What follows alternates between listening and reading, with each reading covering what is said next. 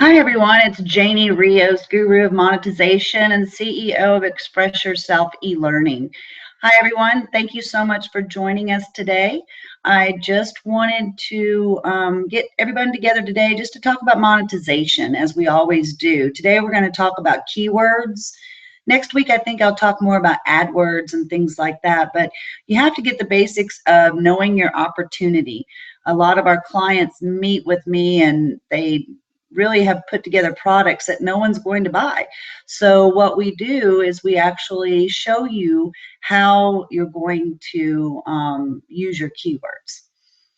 So when you know your potential, your business can sell more products, write content that means something, research your true opportunity, you can niche it, you can collaborate with the right team and become a thought leader in your area of expertise. This is what our ultimate goal is, to sell more products. This is how we build a business. But how do you actually know what your opportunity is? You can guess at it all you want, but we know, as internet marketers, we know we have an opportunity. We're not going to waste our time on products nobody's going to buy. So that's what we're going to go over today. A lot of my clients have passion and purpose, which is great.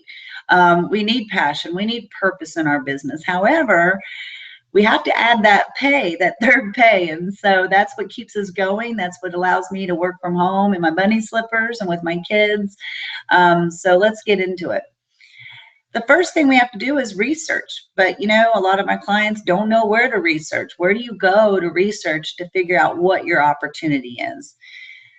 So let me give you a little background about what I'm talking about. I had a client, she owns the Homework Lounge, and we actually created that for her because she was a math tutor, came up to me at a trade show and said, I need to, and my husband left me, I've got 2 young kids, I'm a math tutor, can I make a business out of this? I could have told her yes right away, and I don't ever do that because I know how to go in and find, if she has an opportunity and who she can collaborate with before we even started. So we knew there weren't many math tutors between the ages of 3rd grade and 7th grade. We knew there weren't any portals for homeline homeschools. So that was her opportunity. But how do we do that? The outcome for her, she now has an online tutoring business. She's doing fantastic. She was featured on the cover of the Homeschool Association magazine.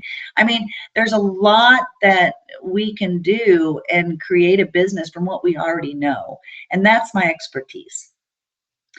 What's the difference in knowing and not knowing? When you don't know, you have years of hard work. You're wondering why you're reaching out. No one is connecting with you, why no one's buying your product. They think that marketing is a keyword. Well, marketing is not a keyword. Marketing is not a niche.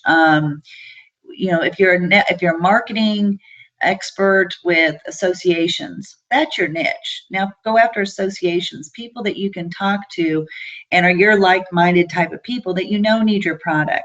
So manufacturing marketing would be a keyword. So as granular and as niched as you can get it.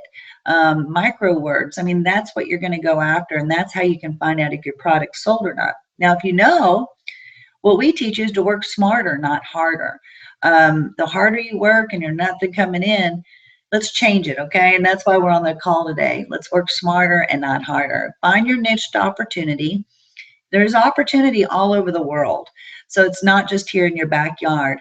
And then gear your message now that we know our niche. What's in it for me? What is in it for them? When you know your opportunity, you can give what is needed out in the marketplace. You have a clear direction and a path that you can go down. So know how they find you. This is a big research. Again, you want to use all this research up front so you're not creating something in the back end that no one's going to buy. It's a waste of time. So, when you research, one of the secrets I'm going to share with you today is you have to have the URL and your keyword in your URL. To ultimately get the most hits on your website, you have to match a search keyword within the search engines. That's how organically they're going to find you.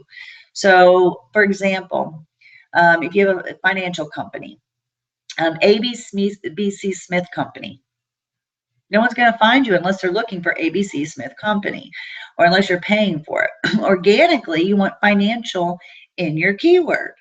So, and in your URL or on your landing page, you have to get your keywords in on your website for them to find you.